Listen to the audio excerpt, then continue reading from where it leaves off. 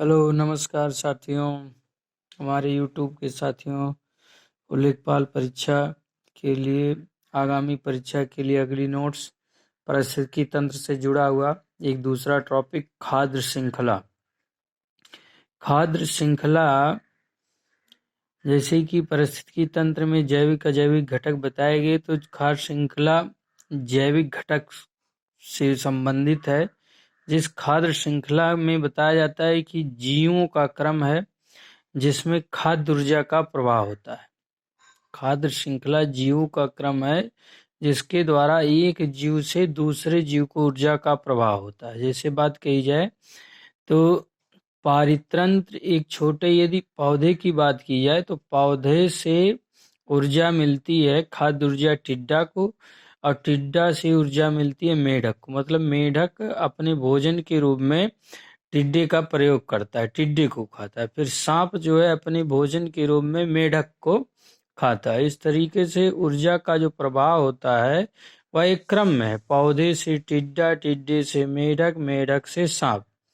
देखिए कि पिछली वीडियो में पारिस्थितिकी तंत्र में बताया गया कि जो पौधे होते हैं उत्पादक होते हैं, तो उत्पादक से ऊर्जा जो होती है प्राथमिक उपभोक्ता, प्राथमिक उपभोक्ता से द्वितीयक उपभोक्ता, द्वितीयक उपभोक्ता से तृतीयक उपभोक्ता, फिर सर्वाहारी हो जाता है। ठीक, अगली इम्पॉर्टेंट चीज है जो एग्जामिनेशन पॉइंट ऑफ व्यू से, कि खाद्य श्रृंखला में ऊर्जा का जो प्रवाह होता है वो कैसा होता है, एक दिशी होता है, दो दिशी होता है, बहुदिशी होता है। तो खाद्य श्रृंखला में ऊर्जा का प्रवाह जो होता है वह एक दिशी होता है। खाद्य श्रृंखला में ऊर्जा का प्रवाह एक दिशी होता है।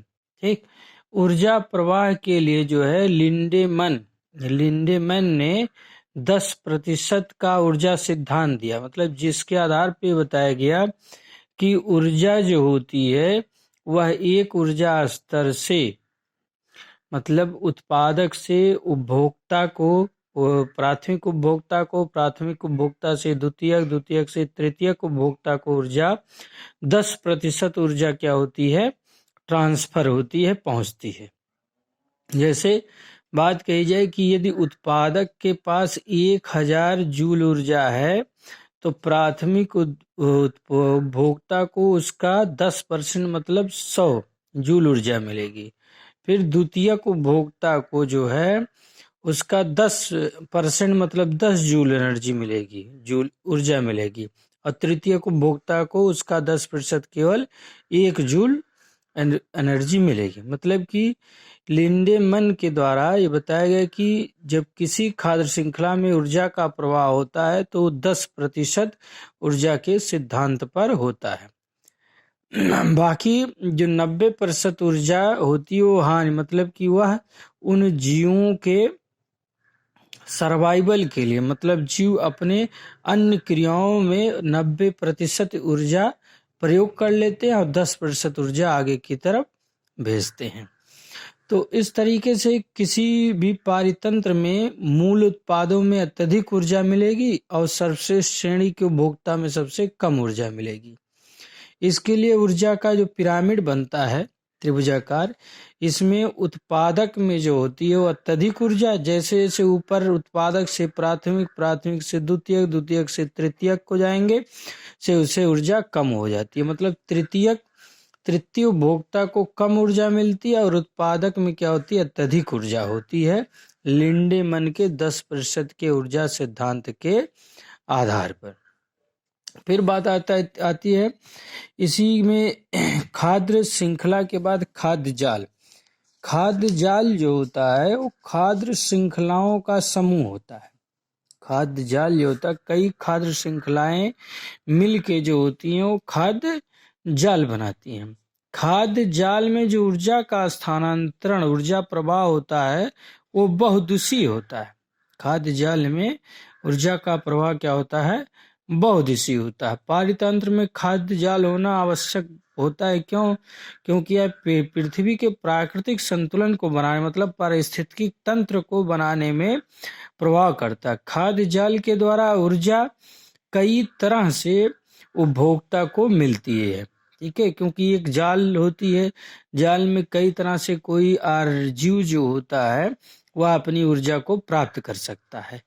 तो इस कारण एक खाद्य जाल को बोला गया खाद्य श्रृंखलाओं का समूह। तो ये अंतर है खाद्य श्रृंखला और खाद्य जाल में। खाद्य श्रृंखला में ऊर्जा का प्रवाह एक दिशी होता है और खाद्य जाल में ऊर्जा का प्रवाह बहुदिशीय होता है।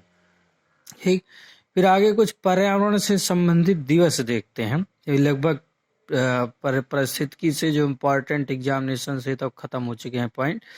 तो यहाँ से कुछ पर्यावरण संबंधी दिवस देखते हैं, जैसे पृथ्वी दिवस।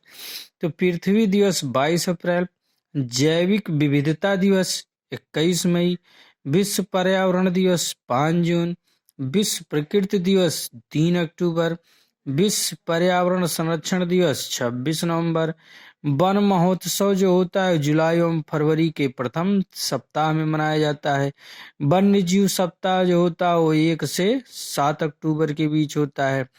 राष्ट्रीय पर्यावरण जागरूकता माह जो होता है वो 19 अक्टूबर से 18 नवंबर के बीच मनाया जाता है।